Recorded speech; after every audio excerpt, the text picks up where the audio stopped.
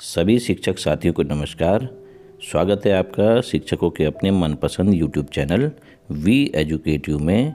आगामी विधानसभा चुनाव 2022 हेतु जिन शिक्षक साथियों एवं कर्मचारियों की ड्यूटियां लग चुकी हैं और जो शिक्षक साथी एवं कर्मचारी वर्तमान में ईवीएम का प्रशिक्षण और सामान्य प्रशिक्षण ले रहे हैं या लेने वाले हैं, उन शिक्षक साथियों के लिए यह वीडियो अत्यंत ही उपयोगी होने वाला है, क्योंकि इस वीडियो के माध्यम से हम आपको प्रशिक्षण के समय बताया गया है उन्हीं बातों को दोबारा रिपीट करके बताने का प्रयास करेंगे।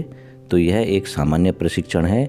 ईवीएम के प्रशिक्षण संबंधी वीडियो को भी हमने अपलोड किया है।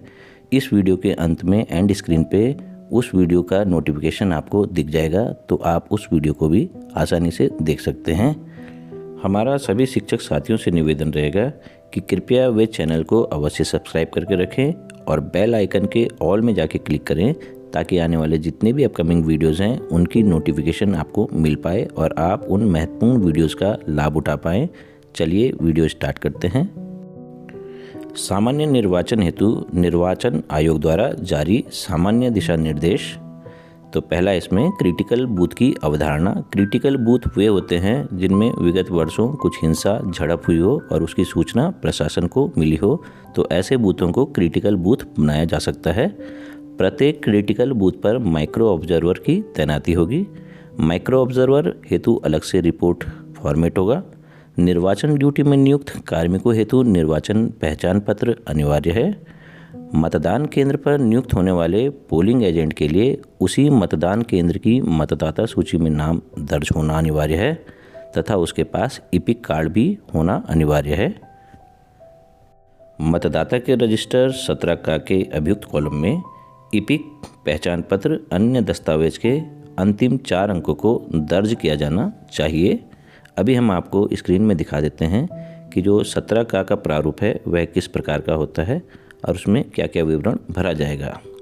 ये आपकी स्क्रीन के सामने प्रारूप 17 का है। इसमें पहले क्रम संख्या आती है, दूसरे नंबर पर निर्वाचक नामावली में निर्वाचक का क्रम संख्या, तो आप उसकी क्रम संख्या यहाँ लिख देंगे।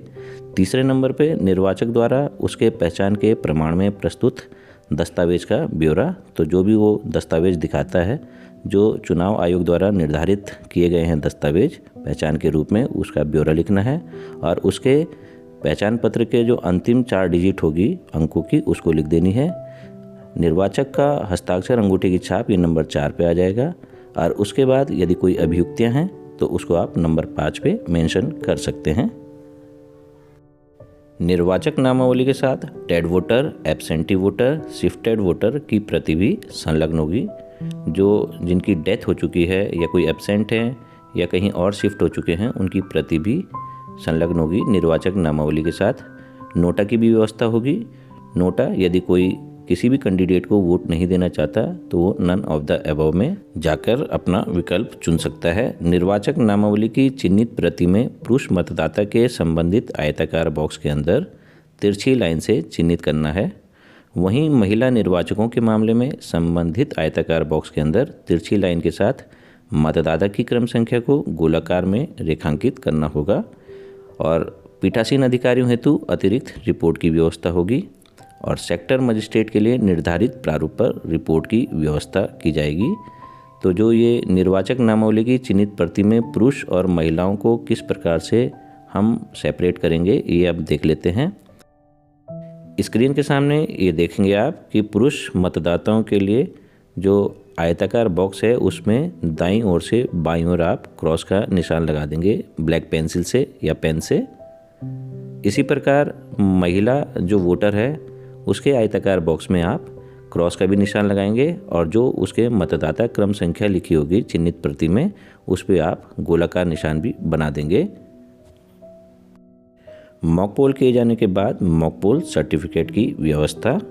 मॉक पोल के समय निर्धारित किए जाने के बाद पोलिंग एजेंटों के समय पर ना पहुंचने की दशा में 15 मिनट तक इंतज़ार करने की व्यवस्था। जैसे पीठासीन अधिकारी जो मतदान अभिकर्ता है या पोलिंग एजेंट हैं, उनको समय बता देंगे कि आपको इतने बजे मॉक पोल के लिए उपस्थित हो जाना है। यदि वे निर्धारित समय में उपस्थित नहीं हो पाते तो 15 मिनट तक उनका इंतज़ार किया जाना चाहिए। यदि वे फिर भी उपस्थित नहीं होते तो भोजन व्यवस्था के लिए तैनात भोजन माताओं की उपस्थिति में ही मॉक पोल को शुरू कर देना चाहिए, क्योंकि मॉक पोल होना अत्यंत ही आवश्यक है। मतदान निर्धारित तिथि पर प्रातः 8 बजे से प्रारंभ होकर सायं 6 बजे तक चलेगा। कार्डबोर्ड नमूना ईवीएम का प्रयोग, जिसके माध्यम से मतदाताओं की मदद करने हेतु मतदान कार्मिक वोटिंग कंपार्टमेंट में नहीं जा सकेंगे, बल्कि कार्डबोर्ड नमूना ईवीएम के माध्यम से मतदाताओं की मदद कर सकेंगे। तो गत्ते का कोई कार्डबोर्ड आपको बना देना है, बस ये मिलेगा रेडीमेड, और इसको बाहर टांग देना है ताकि इसकी मदद से जो वोटर हैं वो समझ पाएँ कि ईवीएम मशीन का ऑपरेट करने का सिस्टम क्या क्या है। इससे यह होगा कि जो मतदान कार्मिक है वह वोटिंग कंपार्टमेंट के अंदर नहीं जा पाएंगे और मतदान की गोपनीयता बनी रहेगी। वोटर असिस्टेंट बूथ तथा वर्ण क्रम अनुसार मतदाता सूची की व्यवस्था, और अंत में विजिटर सीट की व्यवस्था। आयोग द्वारा जो अधिकारी विजिट करने आएंगे उनको विजिटर सीट की भी व्यवस्था उनके लिए की जाएगी। मतदान कार्मिक हेतु सामान्य जानकारी। निर्वाचन कार्य हेतु लगाए गए प्रत्येक कार्मिक निर्वाचन आयोग में प्रतिनियुक्ति या डेपुटेशन पर एवं आयोग के पूर्ण नियंत्रण पर माने जाएंगे। विधानसभा सामान्य निर्वाचन 2022 में प्रत्येक मतदान दल में पीठासीन अधिकारी के अलावा 3 मतदान अधिकारी होंगे। मतदान दल के प्रत्येक सदस्य को निर्वाचन पहचान पत्र बनवाना अनिवार्य होगा। द्वितीय प्रशिक्षण के समय 2 फोटोग्राफ्स के साथ इस हेतु प्रदत्त प्रारूप 2 प्रतियों में भरकर लाना अनिवार्य तथा तभी उपस्थिति ली जाएगी। जब आपका द्वितीय प्रशिक्षण होगा उस समय आप अपने साथ अपनी 2 फोटोग्राफ्स अवश्य ले जाएं और प्रारूप में भर के दें, ताकि आपका निर्वाचन पहचान पत्र बनवाया जा सके। यह बहुत ही आवश्यक है और अनिवार्य है। द्वितीय प्रशिक्षण के समय फॉर्म 12 डाक मत पत्र द्वारा दिया जाएगा। तो जो फॉर्म 12 है उसमें आप अपने विधानसभा, जिस भी विधानसभा से आप संबंधित हैं उसका ब्यौरा लिखेंगे, विधानसभा क्षेत्र का नाम, आपकी मतदाता क्रम संख्या, भाग संख्या। इस हेतु भी हमारे द्वारा एक वीडियो बनाया गया है कि आप अपने इपिक नंबर की सहायता से अपने विधानसभा क्षेत्र का भाग संख्या, क्रम संख्या किस प्रकार देखेंगे, वह भी आपको वीडियो के अंत में एंड स्क्रीन पे आपको दिख जाएगा, आप उसमें से देख सकते हैं। इस फॉर्म 12 को भरकर आप डाक मत पत्र हेतु आवेदन कर सकते हैं। यदि आप अपने से संबंधित विधानसभा क्षेत्र में वोट डालने के इच्छुक हैं तो आप डाक मत पत्र का भी प्रयोग कर सकते हैं, इसीलिए यह फॉर्म 12 होता है। लेकिन इसमें आपको अपनी वांछित सूचनाएं भरकर देनी होंगी।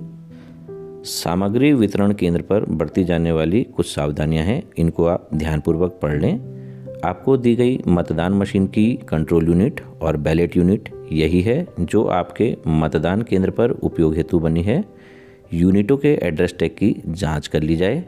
नियंत्रण यूनिट के कैंड सेट सेक्शन में स्थापित बैटरी पूरी तरह से परिचालित है। कंट्रोल यूनिट की बैटरी की आप भलीभांति प्रकार से जांच कर ले कि यह फुल चार्ज है या नहीं। अभ्यर्थियों के बटन जो मतदान यूनिटों पर दृश्यमान हैं लड़ने वाले अभ्यर्थियों की संख्या के बराबर हैं और शेष बटन ढक दिए गए हैं। यदि कुल प्रत्याशी 12 खड़े हैं और जो बैलेट यूनिट है उसमें 16 बटन हैं, तो 4 बटनों को ढकना आवश्यक है जो यूज़ में नहीं आने हैं। मतदान सामग्री की सूची पीठासीन अधिकारियों की पुस्तिका के पेज नंबर 168 से 171 में वर्णित है, जिससे सामग्री का मिलान किया जा सकता है। अमिट शाही की 2 शीशियाँ तथा स्टाम्प पैड की जांच। निर्वाचक नामावली के सुसंगत भाग की 4 प्रतियाँ पूर्ण और सभी तरह से समान हैं। इसमें से एक प्रति सील्ड होगी। आपको दिया गया निर्वाचक नामावली के सुसंगत भाग उसी क्षेत्र का है जिसके लिए मतदान केंद्र स्थापित किया गया है और यह उसकी प्रत्येक अनुपूरक सूचियां सही प्रकार से पूर्ण हैं। निविदत मतपत्रों की जांच, क्रमांक की जांच, संख्या में 20 होने की पुष्टि। ये निविदत मतपत्र क्या होते हैं इसके बारे में हम आपको आगे डिस्कशन करते हैं। अन्य संवेदनशील सामग्री और ईवीएम मशीनें। Modified green pepper seal. जो ग्रीन पेपर सील है ये पहले ABCD आती थी, लेकिन अब यह छोटी कर दी गई है और यह मॉडिफाइड कहला रही है। मतदाता सूची, टेंडर बैलेट पेपर, अमिट शाही, इंक पैड, स्पेशल टैग आदि का वितरण पार्टी प्रस्थान के दिन। निर्वाचन लड़ने वाले अभ्यर्थियों और उनके निर्वाचन अभिकर्ताओं के हस्ताक्षर के नमूनों की जांच भी करनी अति आवश्यक है। सामग्री प्राप्त करने के बाद यदि आप किसी भी मतदान मशीन या किसी मतदान सामग्री को किसी भी तरह से त्रुटिपूर्ण पाते हैं तो आपको आवश्यक उपचारिक कार्रवाई के लिए ऐसा दोष तुरंत मतदान मशीन मतदान सामग्री के वितरण के प्रभारी अधिकारी या रिटर्निंग ऑफिसर को ध्यान में लाना चाहिए कि इस मशीन में त्रुटि है, तो उसको संशोधन किया जाना अपेक्षित है। सभी कार्मिकों को यात्रा भत्ता अग्रिम का भुगतान हो गया है, यह सुनिश्चित कर लें। यात्रा भत्ता का कुछ भाग अग्रिम दिया जाता है, एडवांस में दिया जाता है, तो कृपया पहले यह सुनिश्चित कर लें कि सभी मतदान अधिकारियों को और कार्मिकों को आपकी यात्रा भत्ता का भुगतान हो गया है अग्रिम की नहीं। मशीन को प्राप्त करने के बाद भली भांति मशीन को आपस में जोड़ना सीख लें। भली भांति मॉक पोलिंग का अभ्यास करने, सीलिंग प्रक्रिया से भली भांति अवगत हो लें। किसी भी प्रकार की आशंका होने पर उसका समाधान कर लें। तो मशीन को जोड़ने के लिए भी हमने एक वीडियो बनाया है, जो कि इस वीडियो के अंत में आपको एंड स्क्रीन पे दिख जाएगा। आप उसकी सहायता से भी आसानी से मशीन को ऑपरेट करना सीख सकते हैं। प्रस्थान के पूर्व इस बात का प्रमाण पत्र अपने सेक्टर मजिस्ट्रेट को देना अनिवार्य होगा कि समस्त मतदान सामग्री प्राप्त कर ली गई है, सभी कार्मिक तथा सुरक्षा बल के जवान उपस्थित हो चुके हैं, सभी कार्मिकों को निर्वाचन प्रक्रिया तथा ईवीएम संचालन की पूर्ण रूपेण एवं भली भांति प्रकार से जानकारी हो गई है, किसी को भी किसी भी प्रकार की कोई भी आशंका नहीं है, तो इसका प्रमाण पत्र अपने सेक्टर मजिस्ट्रेट को देना होगा। कोरोना का विकराल रूप अभी भी जारी है, तो कोविड-19 की गाइडलाइन का पालन करना भी अति आवश्यक है। साथ ही लोकतंत्र को मजबूत बनाने के लिए चुनावी प्रक्रिया से भी गुजरना उतना ही अति आवश्यक है। प्रत्येक व्यक्ति फेस मास्क पहने हो। प्रवेश से पहले सभी व्यक्तियों की थर्मल स्कैनिंग होगी। केंद्र में प्रवेश एवं निकास स्थल पर सैनिटाइजर, साबुन और पानी उपलब्ध होगा। सोशल डिस्टेंसिंग का अनुपालन होगा कि सामाजिक दूरी का भी ख्याल रखा जाएगा। इसके साथ ही साथ ईवीएम व वीवीपैट के प्रयोग हेतु दस्ताने का प्रयोग किया जाएगा, तो ग्लव्स का भी प्रयोग किया जाएगा इसमें। मतदान से एक दिन पूर्व मतदेय स्थल का सैनिटाइजेशन भी अनिवार्य रूप से किया जाना है। यह प्रशासन की जिम्मेदारी है कि वह किसके माध्यम से सैनिटाइजेशन करवाते हैं, ग्राम प्रधानों के माध्यम से या अन्य के माध्यम से, तो यह प्रशासन की जिम्मेदारी है। सभी वोटर का प्रवेश के समय थर्मल स्कैनिंग अनिवार्य होगी। यदि किसी वोटर का तापमान स्वास्थ्य मंत्रालय के निर्धारित मानक के अनुसार पहली रीडिंग के समय अधिक हो, तो उसके तापमान की रीडिंग दूसरी बार ली जाएगी।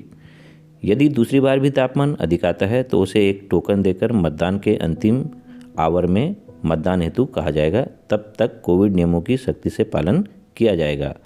तो यदि किसी व्यक्ति पे डाउट होता है, उसको अत्यंत बुखार है या उसका तापमान तेज है, तो उसको कोविड गाइडलाइन का पालन कराते हुए जो मतदान के अंतिम घंटे होंगे उसमें मतदान हेतु बोला जाएगा। ऐसे मतदाता को लाइन में प्रतीक्षा नहीं करवाई जाएगी। सामाजिक दूरी के लिए गोले से मार्क किया जाना है, जैसे कि हम शॉप्स में भी देखते थे कोविड काल के दौरान कि गोलाकार मार्क्स कर देते थे और उसमें हम सामान लेते थे। उसी प्रकार से सामाजिक दूरी के लिए गोले के मार्क बना दिए जाएंगे। 3 लाइन एक महिला, एक पुरुष तथा एक दिव्यांग व वरिष्ठ नागरिकों हेतु बनाई जाएगी। स्थल के अंदर महिला एवं पुरुषों के लिए वेटिंग कक्ष की स्थापना, जिसमें कुर्सी अथवा दरी की व्यवस्था भी होगी। बिना मास्क वाले मतदाताओं के लिए रिजर्व फेस मास्क। अगर कोई मतदाता बिना मास्क के आ जाता है तो उसके लिए रिजर्व फेस मास्क की भी व्यवस्था होगी। अब यह व्यवस्था प्रशासन के द्वारा हमें दी जाती है या फिर स्वास्थ्य विभाग की ओर से यह फेस मास्क दिया जाएगा, यह आने वाला समय ही बता पाएगा। बूथ पर जागरूकता पोस्टर, यह हमें मतदान सामग्री के साथ ही मिल जाएगा, तो इस पोस्टर को हमें बाहर चस्पा करना होता है दीवारों पे। पोलिंग पार्टी तथा मतदान अभिकर्ता की बैठने की व्यवस्था में सामाजिक दूरी का पालन होना चाहिए। मतदाता की पहचान के लिए फेस मास्क को मुंह के नीचे करने के निर्देश दिए जा सकते हैं। एक समय पर एक मतदाता अधिकारी के सामने केवल एक ही मतदाता हो। प्रत्येक मतदाता को एक ग्लव्स दिया जाएगा हस्ताक्षर करने तथा बटन दबाने हेतु। बूथ के अंदर सही जगह पर हैंड सैनिटाइजर होना चाहिए। अंतिम 1 घंटे में क्वारंटाइन व्यक्तियों को मत देने की सुविधा कोविड गाइडलाइन के साथ, जैसे कि हम पूर्व में बता चुके हैं। यदि किसी पे ऐसे लक्षण आते हैं जिसका तापमान तेज है, तो उसको हम अंतिम आवर्स में मतदान के लिए बोलते हैं, तो यह उनके लिए है। प्रत्येक कार्मिक फेस शील्ड का प्रयोग करे। अब मतदेय स्थल पर पहुंचने पर की जाने वाली कुछ कार्रवाइयां हैं। वोटिंग कंपार्टमेंट किसी ऐसे स्थान अथवा खिड़की के पास ऐसे ना बनाए जाए जिससे खिड़की से बाहर के लोग मतदान करते हुए देख सकें। जहां पर आपका वोट देने का निर्धारण किया जाएगा तो वो ऐसी खिड़की के पास ना हो कि बाहर से कोई व्यक्ति उसको देख सके और मतदान की गोपनीयता भंग हो जाए। वोटिंग कंपार्टमेंट की व्यवस्था कराना तथा यह सुनिश्चित करना कि मतदान की गोपनीयता भंग ना हो। ईवीएम मशीनों को ऐसे रीति से रखा जाना जिससे तार चलने फिरने पर पैर के नीचे ना आए तथा ईवीएम की तार की कुर्सी मेज के पांव से दबाकर न रखा जाए, अन्यथा तार टूटने अथवा इनके पांव में कील आदि होने पर तार टूटने क्षतिग्रस्त होने का खतरा रहेगा। मतदान दिवस को पोलिंग पार्टियों के एजेंट हेतु बैठने की व्यवस्था इस प्रकार से कराना कि वह मतदाता का चेहरा ध्यानपूर्वक देख सकें। मतदेय स्थल पर पुरुष एवं महिला हेतु पृथक लाइन लगने हेतु स्थान को सुनिश्चित करना, पृथक प्रवेश एवं निकासी की व्यवस्था करना, मतदान अभिकर्ताओं की बैठने की समुचित व्यवस्था तथा मतदेय स्थल में एवं विशेष रूप से पोलिंग कंपार्टमेंट में पर्याप्त रोशनी की व्यवस्था सुनिश्चित करना, मतदान केंद्र के बाहर 200 मीटर के रेडियस में राजनीतिक पार्टियों अथवा उम्मीदवारों के कार्यालय, इनके चुनाव प्रचार की सामग्री न होना सुनिश्चित करना, मतदान दिवस को प्रातः 7 बजे मॉक पोलिंग का समय होने के बारे में बताना तथा पोलिंग एजेंट से उपस्थित रहने हेतु अनुरोध करना। तो जो मॉक पोल का समय है वो आपको दिख गया होगा, वो 7 बजे है। तो 7 बजे आपको पोलिंग एजेंटों को यह बोलना है कि वे 7 बजे सुबह उपस्थित होकर मॉक पोल में शामिल हो जाएं और अन्यथा की स्थिति में आप 15 मिनट वेट करेंगे। तत्पश्चात आप स्वयं मॉक पोल स्टार्ट कर देंगे या फिर भोजन माताओं की उपस्थिति में आप मॉक पोल स्टार्ट कर सकते हैं। उम्मीदवारों के प्रतिनिधियों को मतदान अभिकर्ता बनाए जाने की शर्तों के बारे में अवगत कराना, यह बताना कि पोलिंग एजेंट होने हेतु उसका इसी मतदेय स्थल पर मतदाता होना आवश्यक है, उसके पास अपना मतदाता फोटो पहचान पत्र होना अनिवार्य होगा। आवेदन प्राप्त होने पर उम्मीदवारों तथा उनके निर्वाचन अभिकर्ताओं के नमूना हस्ताक्षर से मिलान कर मतदान अभिकर्ता बनाए जाने की कार्रवाई करना, मतदान केंद्र के बाहर जिस क्षेत्र का मतदान हो रहा है उस क्षेत्र का विवरण सहज दृश्य स्थान पर चस्पा करना, चुनाव लड़ने वाले उम्मीदवारों की सूची सहज दृश्य स्थान पर चस्पा करवाना, निर्वाचन की समाप्ति पर बनाए जाने वाले विभिन्न लिफाफों को एक दिन पूर्व बनाना ताकि निर्वाचन समाप्ति पर कार्य आसान हो सके। जिस दिन आप निर्वाचन सामग्री ले लेते हैं उसी रात को आप इन लिफाफों को तैयार करके रख लें ताकि निर्वाचन के दिन जब निर्वाचन के पश्चात आपको परेशानी का सामना ना करना पड़े। जल्दीबाजी में आपसे गलतियां हो सकती हैं। पीठासीन अधिकारी की पुस्तिका को विधिवत एक व्यक्ति द्वारा पढ़ना तथा अन्य द्वारा सुनना तथा बीच बीच में आवश्यकता पड़ने पर चर्चा करना, मतदान अभिकर्ताओं द्वारा नियुक्ति पत्रों का प्रस्तुत किया जाना।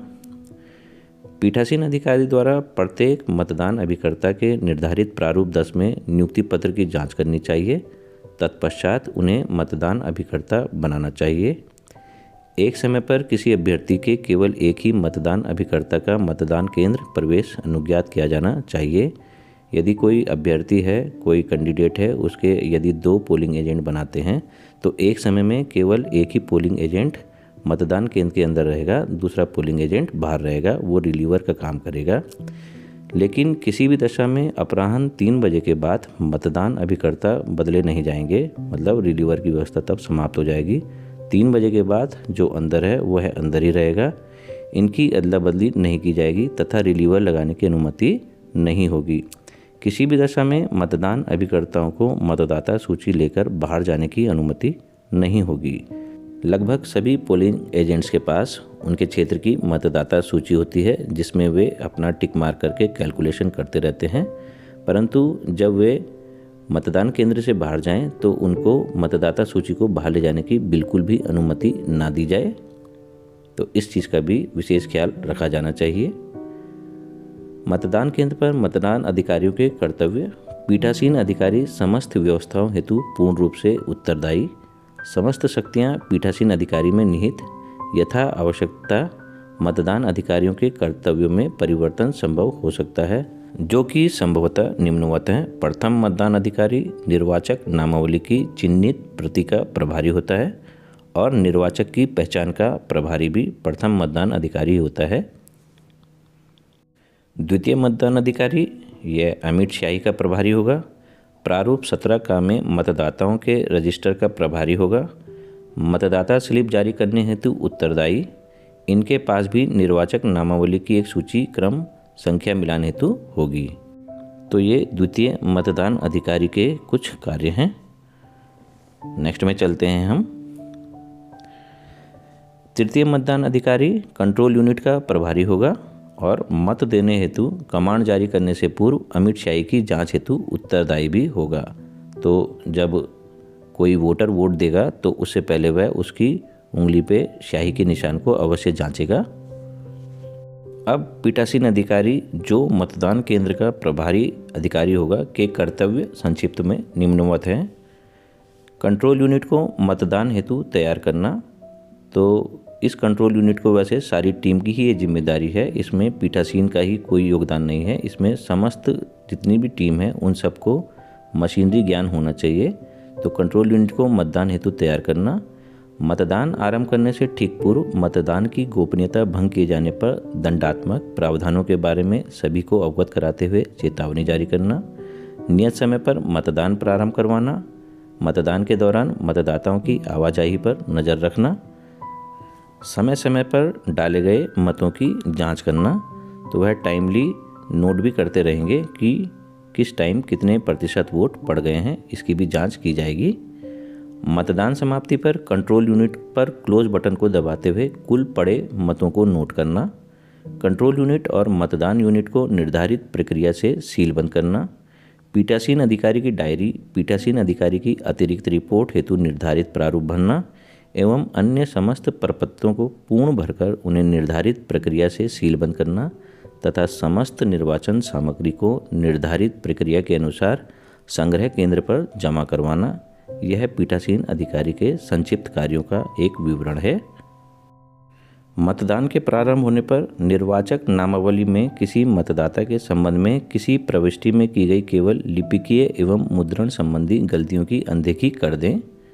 यदि किसी मतदाता के पास मतदाता फोटो या पहचान पत्र है, उसका नाम मतदाता सूची में है किंतु मतदाता सूची में उसका फोटो नहीं है, तो उसे मतदान करने की अनुमति दे दी जाएगी। मतदाता की बाईं तर्जनी का निरीक्षण और अमिट शाही का लगाया जाना, ये द्वितीय मतदान अधिकारी द्वारा। नए सिरे से मतदान में अमिट शाही का प्रयोग। बाईं मध्यमा के नाखून की जड़ पर चिन्ह। निर्वाचक की बाईं तर्जनी न होने की स्थिति में अमिट शाही का लगाया जाना। यदि निर्वाचक ने अमिट शाही को हटा दिया है या शाही का चिन्ह अस्पष्ट है तो उसकी बाईं तर्जनी पर दोबारा अमिट शाही का चिन्ह आयोग द्वारा नए निर्देशों के अनुरूप लगाया जाएगा। प्रॉक्सी मतदाता होने पर अमिट शाही उसके बाएं हाथ की बीच की उंगली में मतदाताओं के रजिस्टर प्रारूप 17 का में निर्वाचक नामावली संख्या का अभिलेख तथा निर्वाचक के हस्ताक्षर या अंगूठे का निशान लिया जाएगा। अभी प्रॉक्सी मतदाता के बारे में भी हम आपको आगे बताते हैं। दिव्यांग मतदाता के मामले में उसके साथी के हस्ताक्षर या अंगूठे का निशान लिया जाएगा। निर्वाचक को मतदान पर्ची का जारी किया जाना, ये द्वितीय मतदान अधिकारी का कार्य होगा। डाले गए मतों की संख्या का कालिक मिलान समय समय पर मिलान किया जाएगा, ये पीठासीन अधिकारी का कार्य है। निर्वाचकों द्वारा मतदान की गोपनीयता बनाए रखना। जो भी वोटर्स आ रहे हैं उनसे गोपनीयता बनाए रखनी है कि वे किसको वोट दे रहे हैं, इसको सार्वजनिक नहीं करना है। अंधे और शिथिलांग मतदाताओं द्वारा मतदान निर्धारित प्रारूप में साथी से घोषणा लिया जाना। प्रारूप 17 का में ऐसे समस्त मामलों का रिकॉर्ड रखना। निर्वाचक का मत नहीं देने का विनिश्चय पर मतदाताओं के रजिस्टर में इस आशय से प्रविष्टि दर्ज करना। तो ये मतदान न देने का विनिश्चय, यदि किसी को हमने बैलेट भी इशू कर दिया है और वह वोट देने जाने से मना कर देता है कि अब मैं मतदान नहीं देने का विनिश्चय कर रहा हूं, तो ये ऐसे मतदाताओं के लिए रजिस्टर में प्रविष्टि दर्ज की जाती है। मतदान केंद्र में प्रवेश के हकदार व्यक्ति, तो ये सूची दे रखी है। मतदाता, मतदान अधिकारी, प्रत्येक अभ्यर्थी, उसका निर्वाचक अभिकर्ता और एक समय पर प्रत्येक अभ्यर्थी का एक मतदान अभिकर्ता। निर्वाचन के संबंध में कर्तव्यरूढ़ लोक सेवक, आयोग द्वारा नियुक्त पर्यवेक्षक या ऑब्जर्वर, महिला मतदाता की गोद में अबोध बच्चा, ऐसे दिव्यांग मतदाता जो बिना सहायता के चल फिर नहीं सकते के साथ कोई व्यक्ति, ऐसे अन्य व्यक्ति जिन्हें समय समय पर मतदाताओं की पहचान के लिए या अन्य प्रकार से मतदान में आपकी सहायता करने के प्रयोजन से आप प्रवेश कराएं। मतदान अभिकर्ताओं के बैठने की व्यवस्था, मान्यता प्राप्त राष्ट्रीय दलों के अभ्यर्थी, मान्यता प्राप्त राज्य स्तरीय दलों के अभ्यर्थी, अन्य राज्यों के मान्यता प्राप्त राज्य स्तरीय दलों के वह अभ्यर्थी जिन्हें अपने आरक्षित प्रतीकों को इस निर्वाचन क्षेत्र में प्रयुक्त करने की अनुमति दी गई है, रजिस्ट्रीकृत गैर मान्यता प्राप्त दलों के अभ्यर्थी और निर्दलीय अभ्यर्थी भी इसमें शामिल हैं। मोबाइल के बारे में यह सख्त निर्देश हैं कि मतदान अभिकर्ताओं को मतदान बूथ के अंदर मोबाइल फ़ोन के प्रयोग की अनुमति नहीं होगी। वे किसी भी प्रकार से मोबाइल का प्रयोग नहीं करेंगे पोलिंग बूथ के अंदर। प्रेस प्रतिनिधियों एवं फोटोग्राफरों के लिए सुविधाएं, किसी फोटोग्राफर द्वारा मतदान केंद्र के बाहर लाइन में खड़े मतदाताओं की भीड़ के फ़ोटो लेने में कोई आपत्ति नहीं है। किन्हीं भी परिस्थितियों में किसी मतदाता द्वारा मतपत्र पर अपना मत चिन्हित करते हुए फ़ोटो लेना अनुज्ञात नहीं किया जाएगा। तो किसी की भी फ़ोटो ऐसे न ली जाए कि वह वोट दे रहा है और उस समय वोट देने की फ़ोटो ले ली कि यह किस व्यक्ति को वोट दे रहा है। अब बात करते हैं हम निविदत मतपत्र की। यह क्या होता है? जब किसी मतदाता का मतदान पूर्व में किसी व्यक्ति के द्वारा गलत तरीके से अथवा किसी अन्य तरीके से मत डाल दिया गया हो, ऐसी स्थिति में वास्तविक मतदाता को मताधिकार का प्रयोग करने हेतु निविदत मतपत्र द्वारा मतदान की व्यवस्था की गई है। प्रत्येक पोलिंग पार्टी को 20-20 की संख्या में मतपत्र दिए जाते हैं। वास्तविक मतदाता का समाधान हो जाने पर निविदत मतपत्र दिया जाता है। एरोक्रॉस मार्क रबड़ की मोहर से मत अंकन करना होता है। इसमें निविदत मतपत्रों का लेखा प्रारूप 17 गा में रखा जाना तथा प्रारूप 17 खा में निर्गत निविदत मतपत्र रिकॉर्ड रखा जाना आवश्यक है। आपको स्क्रीन के सामने हम प्रारूप 17 खा दिखा देते हैं कि यह किस प्रकार का होता है, इसमें किस प्रकार से निविदत मतपत्र का रिकॉर्ड रखा जाएगा। तो ये स्क्रीन के सामने आपके सामने प्रारूप 17 खा है। इसमें आप क्रम संख्या, निर्वाचक का नाम, निर्वाचक नामावली में निर्वाचक का क्रम संख्या, उस व्यक्ति का मतदाता रजिस्टर में क्रम संख्या जिस निर्वाचक के बदले में पहले ही मतदान कर दिया गया है और निर्वाचक के हस्ताक्षर, अंगूठे के निशान। तो इसको आप भली भांति से देख लें। अब बात करते हैं हम चैलेंज वोट की। किसी मतदाता की पहचान के बारे में उपस्थित मतदान अभिकर्ताओं द्वारा आपत्ति करने पर चैलेंज वोट की व्यवस्था की जाती है। माना कि कोई मतदाता पोलिंग बूथ पर वोट करने आता है और जब वह अपनी पहचान दिखाता है तो जो पोलिंग एजेंट्स हैं वे आपत्ति करते हैं कि यह संबंधित वोटर नहीं है, परंतु जो मतदाता वोट करने आ रखा है वह भी अपनी बात पे अड़ा रहता है कि वह अमुक वोटर ही है। तो उस दशा में चैलेंज वोट का प्रावधान किया जाता है। चैलेंज किए जाने हेतु 2 रुपये नकद जमा किए जाने पर ही चैलेंज स्वीकार किया जाएगा। चैलेंज फीस जमा करने की रसीद प्रदान की जाएगी। उसके बाद व्यक्ति से पूछताछ कर उसकी पहचान सुनिश्चित की जाएगी। वास्तविक मतदाता होने पर उसे मतदान की अनुमति प्रदान की जाएगी।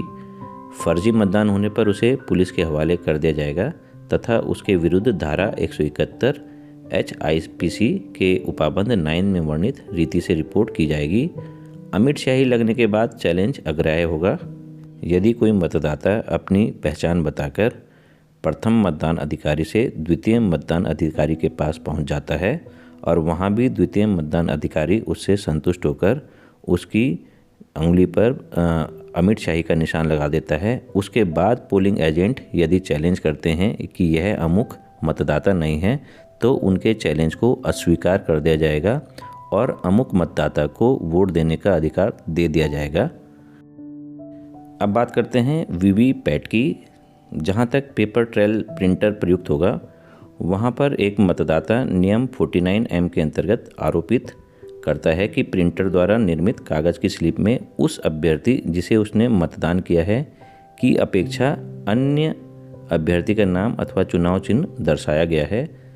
पीठासीन अधिकारी उस निर्वाचक से एक लिखित घोषणा लेगा तथा मिथ्या घोषणा के परिणाम की चेतावनी भी देगा यदि वह झूठी घोषणा करता है।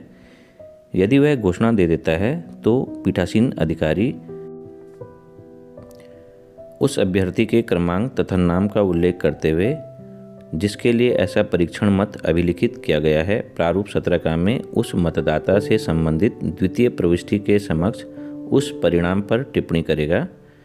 इस प्रकार की टिप्पणियों के समक्ष उस निर्वाचक के हस्ताक्षर अथवा अंगूठा निशान प्राप्त करेगा और 17C के भाग 1 में मद 5 में ऐसे परीक्षण मत से संबंधित आवश्यक प्रविष्टि करेगा।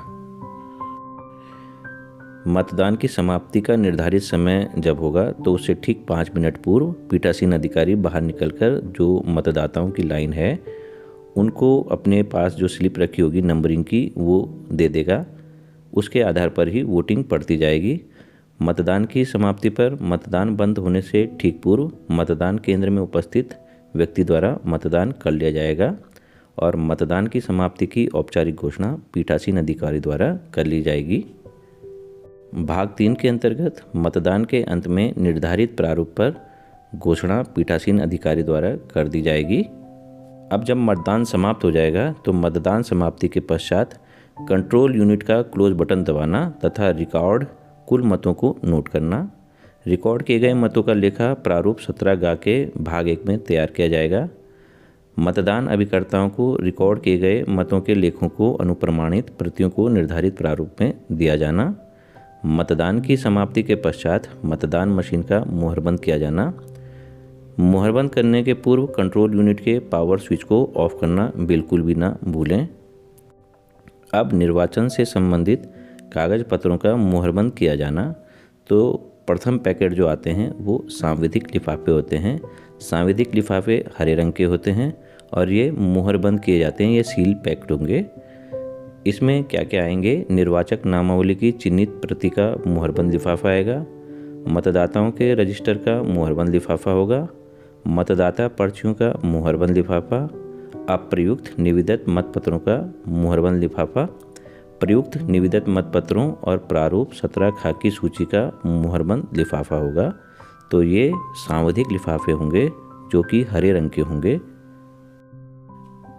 द्वितीय पैकेट में असांविधिक लिफाफे आते हैं, ये पीले रंग के होते हैं। इनमें निम्नलिखित चीज़ें रखी जाएंगी: निर्वाचक नामावली चिन्हित प्रति से भिन्न की प्रति या प्रतियों से युक्त लिफाफा। दूसरा, प्रारूप 10 में मतदान अभिकर्ताओं के नियुक्ति पत्र से युक्त लिफाफा। तीसरा, प्रारूप 12 खा में निर्वाचन ड्यूटी प्रमाण पत्र से युक्त लिफाफा। चौथा, प्रारूप 14 में चुनौती दिए गए मतों की सूची से युक्त मुहरबंद लिफाफा। यही एक ऐसा असांविधिक लिफाफा है जो कि सीलबंद किया जाएगा, मुहरबंद किया जाएगा। और पांचवा, प्रारूप 14 का में अंधे और अशक्त निर्वाचकों की सूची और उनके साथियों की घोषणाओं से युक्त लिफाफा, ये रखा जाएगा। छठा, निर्वाचकों की सूची उपाबंध 11 से युक्त लिफाफा। सातवां, चुनौती दिए गए मतों के संबंध में प्राप्ति पुस्तिका और नगद आदि यदि कोई हो से युक्त लिफाफा। 8वें नंबर पे आता है अप्रयुक्त और क्षतिग्रस्त पेपर सील से युक्त लिफाफा। और 9वें नंबर पे आता है अप्रयुक्त मतदाता स्लिपों से युक्त लिफाफा। अब जो तीसरा पैकेट बनता है वो भूरे रंग के लिफाफे होते हैं। उसमें क्या क्या होंगे? पीठासीन अधिकारी के लिए पुस्तिका। दूसरे नंबर पे इलेक्ट्रॉनिक मतदान मशीन की निर्देशिका। तीसरा, अमिट स्याही सेट। रिसाव या वाष्प को रोकने के लिए उस पर लगाई गई पिघली हुई मोमबत्ती या मोम के साथ प्रभावी रूप से प्रत्येक शीशी पर लगाए जाने वाला ढक्कन सहित। चौथा, बैंगनी रंग का स्टाम्प पैड। पांचवा, पीठासीन अधिकारी की धातु की मुहर। छठा, निविदत मतपत्रों को चिन्हित करने के लिए एरोक्रॉस मार्क रबड़ स्टैंप। और सातवां, अमिट स्याही रखने के लिए कप। तो ये सभी सामग्रियां भूरे रंग के लिफाफों में आनी है। इसके बाद हम बात करते हैं अन्य लिफाफों की। चौथा पैकेट होता है नीले रंग का। इसमें समस्त निर्वाचन सामग्री आ जाएगी, प्लास्टिक का डिब्बे में निम्न सील किया जाएगा। तो काले रंग का लिफाफा, इसमें मॉक पोल की 57 पर्चियाँ रखी जाएंगी। इसे सील किया जाएगा, जिसे प्लास्टिक के डिब्बे में रखकर पुनः गुलाबी पेपर सील से सील किया जाएगा।